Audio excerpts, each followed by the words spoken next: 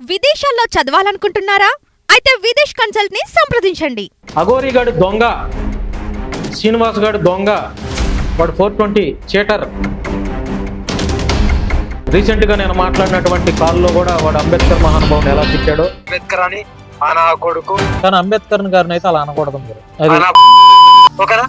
అంబేద్కర్ అంటూ నా రాసుకోండి. తప్పండి, అట్లా అనకూడదు. ఆయన మహానుభావుడు అంబేద్కర్.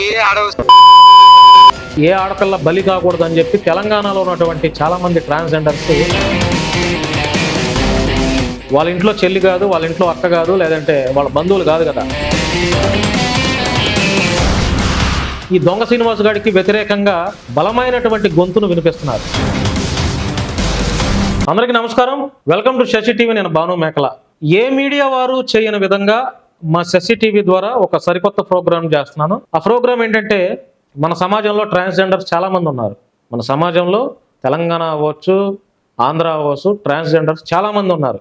నేను లేడీ అఘోరి మీద ఫైట్ చేస్తున్నప్పుడు వాడు దొంగోడు, వాడు దొంగనా కొడుకు అని చెప్పి ఆల్రెడీ ప్రజలకు ప్రూవ్ చేసేసా. రీసెంట్గా నేను మాట్లాడినటువంటి కాల్లో కూడా వాడు అంబేద్కర్ మహానుభావుని ఎలా తిట్టాడో మనందరం చూసాం. వాడి మీద కేసులు అన్ని బయటకు తీశాను, ప్రజలకు తెలియజేశాను.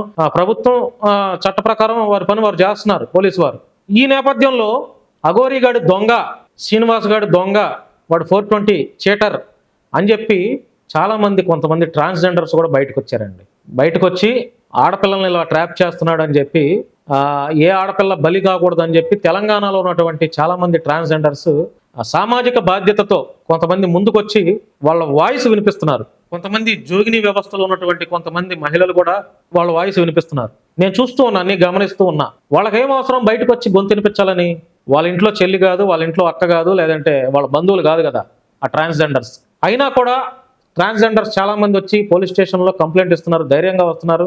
వాడికి, ఈ దొంగ శ్రీనివాస్ గాడికి వ్యతిరేకంగా బలమైనటువంటి గొంతును వినిపిస్తున్నారు. నేను గమనించాను. వాళ్ళందరికీ ప్రత్యేకమైనటువంటి ధన్యవాదాలు. ఈ పోరాటాన్ని, వాళ్ళు చేసే పోరాటాన్ని గమనించినటువంటి నేను, బహుశా ఏ మీడియా వారికి ఈ ఆలోచన వచ్చి ఉండదు.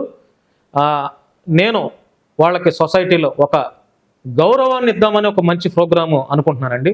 ఎవరెవరైతే తెలంగాణలో సోషల్ యాక్టివిటీస్గా ఉన్నారో, అంటే సామాజిక కార్యకర్తలుగా ఉన్నారో, అన్ని విషయాలపైన ముందుకు వచ్చి స్పందిస్తూ ఉన్నారో, సమాజంలో ప్రజాస్వామ్యంలో జరిగే ప్రతి అన్యాయం వైపు కూడా, ప్రతి అన్యాయం నుండి కూడా వాళ్ళు ఎట్లయితే స్పందిస్తున్నారో, ముందుకొచ్చి గలం విప్పుతున్నారో, వాళ్ళు గొంతు విప్పుతున్నారో, అలాంటి వారిని నేను ఇప్పటికే గుర్తించానండి.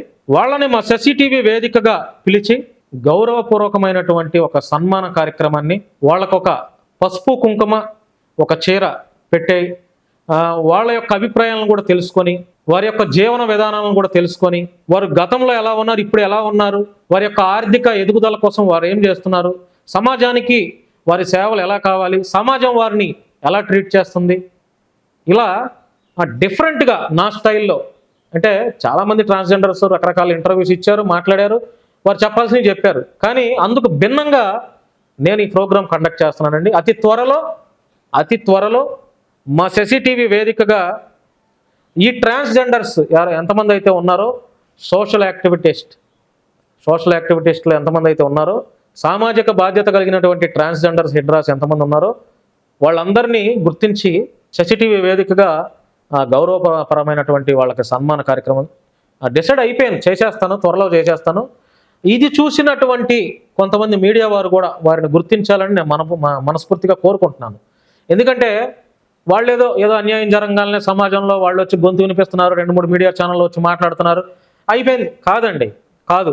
వారు సమాజంలో ఏ అన్యాయం జరిగినా, ఏ ఆడపిల్లకు అన్యాయం జరిగినా, ఏ ఆడపిల్ల మీద రేపులు, అత్యాచారాలు, మానభంగాలు జరిగినా, పసిపిల్లల మీద రేపులు జరిగినా, వాళ్ళు ఇంకా ధైర్యంగా ముందుకొచ్చి నిలబడాలంటే వాళ్ళు మనం గుర్తించాలి, తప్పనిసరిగా గుర్తించాలి. ఇది జర్నలిస్టులుగా ఉన్నటువంటి మనందరి బాధ్యత.